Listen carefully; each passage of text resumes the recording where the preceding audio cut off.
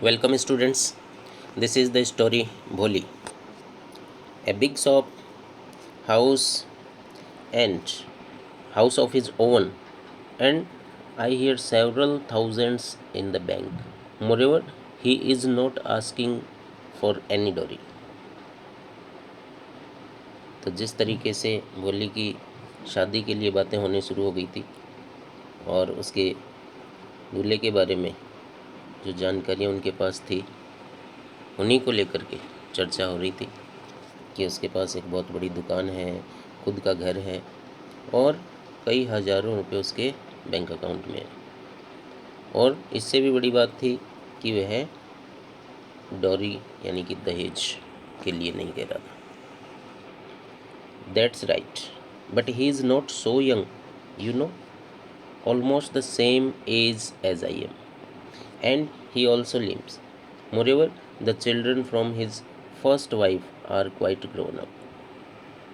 लेकिन भोली के फादर ने कहा भोली की मदर से कि ठीक है, ये तो सब मुझे पता है, लेकिन वह इतना जवान भी नहीं है और लगभग मेरी एज का है और वह लंगड़ा भी है, और इससे भी बड़ी बात यह है कि उसकी जो फर्स्ट वाइफ थी उसके जो बच्चे हैं वो भी बड़े हो चुके हैं।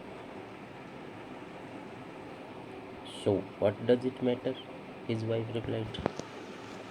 तो रामलाल की वाइफ ने जवाब दिया कि इसमें कौन सी बात होगी, 45 और 50, it is no great age for a man. कि 45 और 50 की जो एज है वो कोई बहुत बड़ी एज नहीं है। We are lucky that he is from another village and does not know about her pock mark and her lack of sense. कहता है, उसने जैसे ही कहा कि हम भाग्यशाली हैं इस बारे में कि वह दूसरे गांव का है और उसको भोली के बारे में कुछ नहीं पता है, उसके लैक ऑफ सेंस के बारे में कुछ नहीं पता है, उसके पॉक मार्क्स के बारे में कुछ नहीं पता है। If we don't accept this proposal, और यदि हम इस प्रपोजल को स्वीकार नहीं करेंगे तो she may remain unmarried all her life. तो फिर उसे अपने जीवन में अनमैरिड रहना पड़ेगा, उसकी शादी नहीं हो पाएगी। Yes, but I wonder what भोली विल से। लेकिन उसके पिता कहते हैं कि मुझे तो ये लग रहा है कि भोली क्या कहेगी अगर उसको पता लगेगा। What will that witless one से, सी इज़ लाइक ए डम काउ। उसके मदर ने कहा कि वह मूर्ख क्या कहेगी, वो तो बिल्कुल डम काऊ है, गूंगी गाय की तरह है। Maybe you are right, but Ramlal. Ramlal ने कहा कि ठीक है, तुम्हारा कहना और सही भी हो सकता है। In the other corner of the courtyard, Bholi lay awake on her cot listening to her parents whispered conversation. उधर दूसरी तरफ कोर्टयार्ड के दूसरे कोने में भोली अपनी खाट पर लेटी हुई ये सब बातें सुन रही थी जो उसके पेरेंट्स कर रहे थे, उन बातों को वो सुन पा रही थी। Vishambarnath was a well to do grocer. Actually Vishwambarnath जो था वो एक ग्रोसर था, या कह सकते हैं कि एक पंसारी था, एक दुकानदार था। He came with a big party of friends and relations with him for the wedding. और वो अपने फ्रेंड्स के साथ, रिलेटिव्स के साथ और बारात लेकर के आया। A brass band playing popular tune from an Indian film headed the procession with the bridegroom riding a decorated horse। अब उधर जो बारात आ रही थी और दूल्हा घोड़े पर बैठा हुआ, घोड़ा भी बिल्कुल डेकोरेटेड, और साथ ही पीतल का जो बैंड था बजाते हुए पॉपुलर ट्यून जो इंडियन फिल्मों में जो गाने चलते हैं उस तरीके से पूरा जुलूस, पूरा बारात लेकर के वो पहुंच गया। Ramlal was overjoyed to see pomp and splendour. Ramlal बहुत खुश था ये सब देख करके, इतनी शानदार बारात उसके घर पहुंची है। He had never dreamed that his fourth daughter would have such A grand wedding. उसने तो कभी सोचा भी नहीं था कि उसकी जो ये फोर्थ डॉटर है इतनी शानदार उसकी शादी होगी। And Bholi's elder sisters who had come for the occasion were envious of her luck. उधर भोली की जो सिस्टर्स थी वो भी इस अवसर पर आई हुई थी और उनको भी ऐसा लग रहा था कि उसका भाग्य ज़्यादा अच्छा है, तो वो भी उससे ईर्ष्या कर रही थी उसके भाग्य से। When the auspicious moment came, the priest said, "Bring the bride." और जब वह पवित्र अवसर आया, ठीक है, देन पुजारी ने कहा, "Bring the bride." दुल्हन को लेकर के आओ। Bolli, clad in red silken bridal dress, was led to the bride's place near the sacred fire. तो बोली को उस सेक्रेड फायर के पास, अग्नि के पास लाया गया जहाँ उसके फेरे होने थे। उस समय उस बिल्कुल रेड कलर के सिल्कन ब्राइडल ड्रेस में वो बहुत सुंदर दिखाई दे रही थी। उसको लाया गया उस जगह पर। Garland the bride, one of his friend prompted Vishambarnath.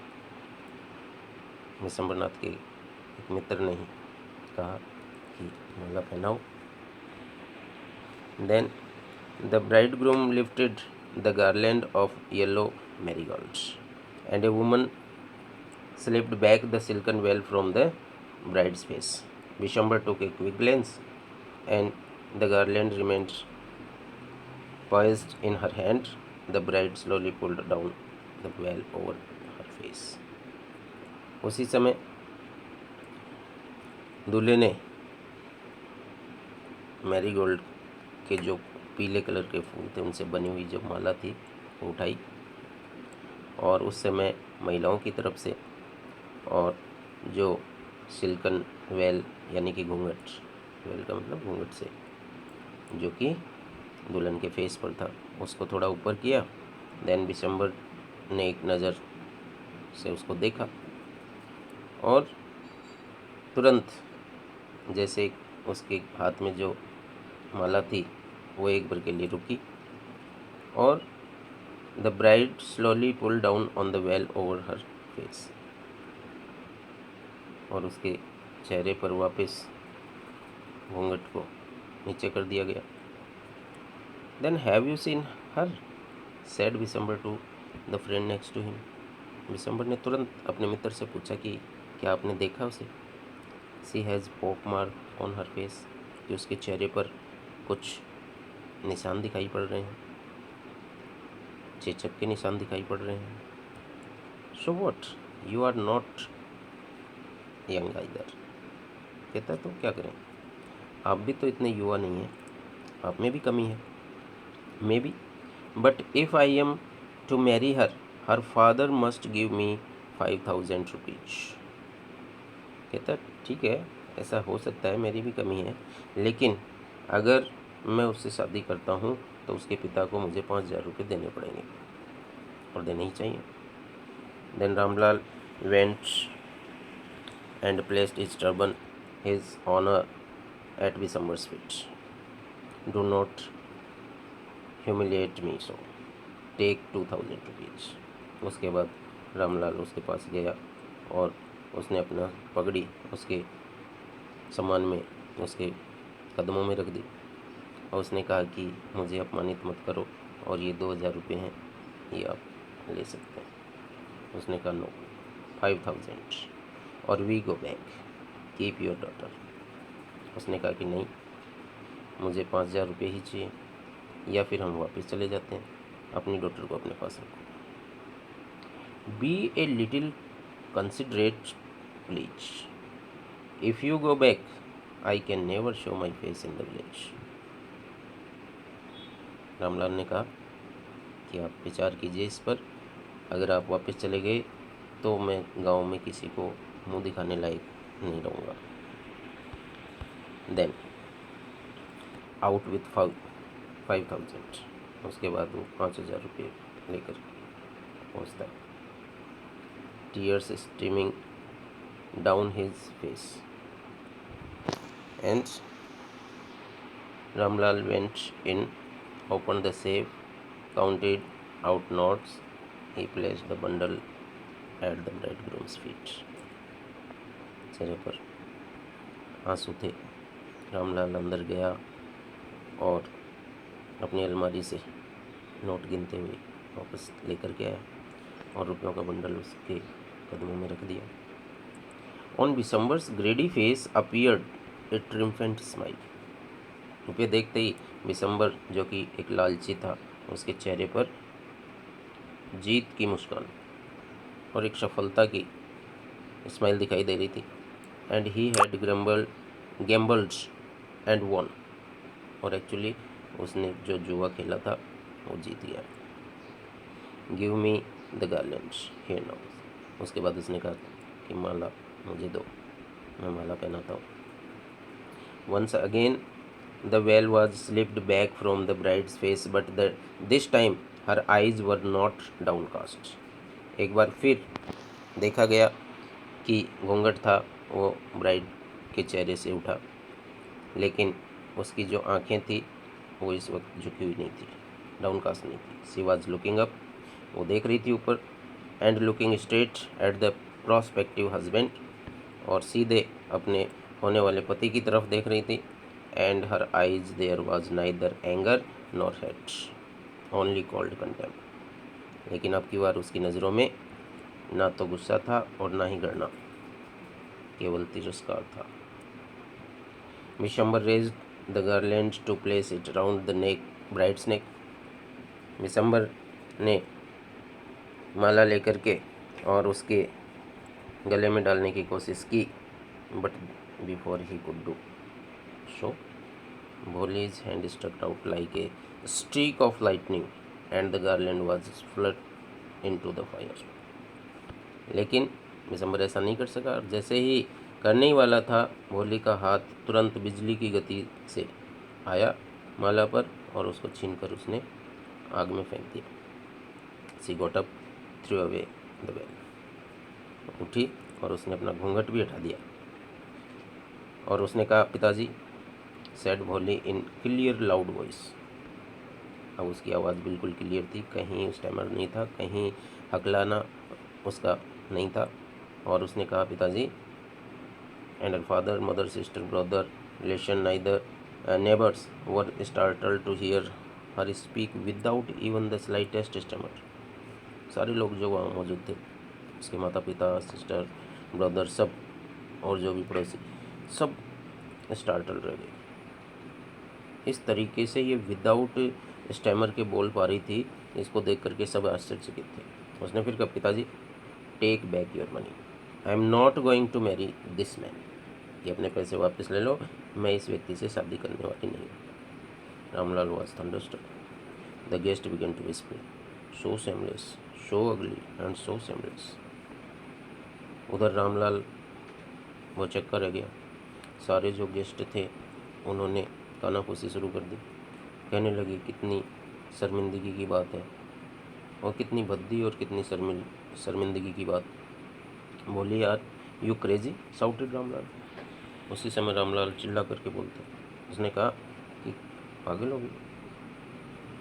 You want to disgrace for family, परिवार का अपमान करना चाहती हो। Have some regard for your इज्जत, हमारी इज्जत के लिए कुछ सम्मान तुम्हारे अंदर बचा है कि नहीं।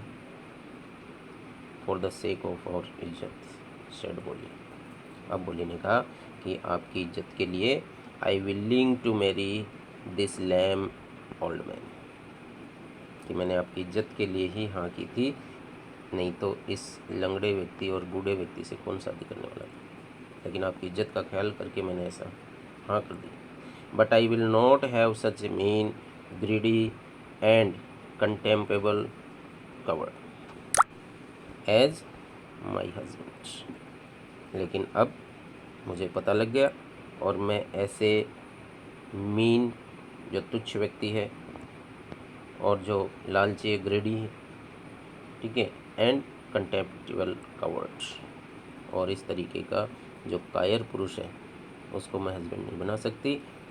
आई won't, I won't, I won't, कभी नहीं, ये शादी में नहीं करूँगी। What is seamless girl, what all thought she was a harmless dumb cow, we all thought she was a harmless dumb cow. कहते हैं कि कितनी सेमलेस गर्ल, बेशर्मी की भी हद होती है। हमने तो सोचा था कि शी वॉज ए हार्मलेस डम काउ, कि वो बिल्कुल गूंगी गाय की तरह है। ऐसी आवाज़ जब सुनी बोली ने तो बोली turn violently on the old woman, उस बूढ़ी औरत की तरफ मुड़ करके, और उसने कहा yes auntie you are right, तुम सही कहती हो, सही हो तुम। You all thought I was a dumb driven cow, आप सब यही सोचते थे ना कि मैं गूंगी गाय। That's why you wanted to hand me over to this heartless creature, और इसीलिए तुम सब लोग चाहते थे मुझे इस निर्दयी जानवर के हाथों में सौंपना। But now the dumb cow, the stammering fool is speaking, लेकिन तुम देख रहे हो अब ये जो गूंगी गाय है बोल रही है, ये जिसको आप स्टैमरिंग फूल मानते थे वो बोल रही है। Do you want to hear more, क्या अब और कुछ भी आप सुनना चाहते हो मुझसे। विशंबरनाथ द ग्रोसर, उधर जो विशंबरनाथ था जो कि ग्रोसर था, started to go back with his party, अब वो अपनी बारात के साथ वापस जाने के लिए तैयार हुआ। The confused bandsman thought this was the end of the ceremony and stuck up a closing song. उधर जो बैंड वाले थे उन्होंने ये सोचा कि शादी की जो सेरेमनी थी वो उसका अंत हो गया और विदाई हो रही है, इसलिए उन्होंने क्लोजिंग सॉन्ग गाना शुरू कर दिया। Ramlal stood rooted to the ground, his head bowed low with the weight of the grief and shame। उधर रामलाल बिल्कुल वहीं सर झुकाए खड़ा था, जमीन में देख रहा था, और ऐसा लग रहा था जैसे दुख और शर्म के मारे उसका जो सर है झुक गया है। The flames of the sacred fire slowly died down, उधर जो पवित्र अग्नि थी वो भी अब बुझने लगी। एवरीवन वाज गॉन, सब चले गए थे, जा रहे थे। Ramlal turn to the Bholi and said, Ramlal Bholi की तरफ मुड़ा और उसने कहा but what about you, no one will ever marry you now, कि अब क्या होगा, कौन तुमसे शादी करेगा। What shall we do with you, अब हम क्या करें तुम्हारे लिए। And Sulekha said in voice that was calm and steady, Sulekha ने कहा, इस समय जो कहा उसकी आवाज़ बहुत ही शांत और स्थिर थी। उसने कहा डोंट यू वरी पिताजी, आपको चिंता करने की ज़रूरत नहीं है पिताजी। In your old age I will serve you and mother, बुढ़ापे में मैं आपकी और मदर की सेवा करूंगी। And I will teach in the same school where I learn so much, और मैं उसी स्कूल में पढ़ाऊंगी जिसमें मैंने ये सब सीखा है। इजंट दैट राइट मैम, क्या ये सही नहीं है मैम। ये मैम शब्द उसने अपनी टीचर के लिए कहा है। The teacher had all along stood in A corner watching the drama, उसकी टीचर वहाँ खड़ी थी जो ये सारा ड्रामा देख रही थी। उसने कहा यस बोली, ऑफ कोर्स शी रिप्लाइड, उसने कहा कि बिल्कुल सही कहा तूने बोली। And in her smiling ice was the light of the deep satisfaction, उसकी मुस्कुराती आंखों में एक बहुत ही गहरा सेटिस्फिकेशन था, संतुष्टि थी, दिखाई दे रही थी उसकी आंखों में वो संतुष्टि की जो एक लाइट थी, और वो वैसी ही थी that an artist feels when contemplation the completion of her masterpiece. यानी कि उसकी आंखों में जो चमक थी वो वैसी ही थी, वो वैसी ही सेटिस्फिकेशन की थी जिस तरीके से एक जो आर्टिस्ट फील करता है। कब? जब वो अपनी मास्टरपीस को या अपनी कलाकृति को कंप्लीट करता है, ठीक है, और उस समय उसकी आंखों में जो ये भाव होता है, वो भाव उसके आंखों में टीचर के दिखाई दे रहा था। तो इस तरीके से ये स्टोरी कंप्लीट होती है। Thank you students.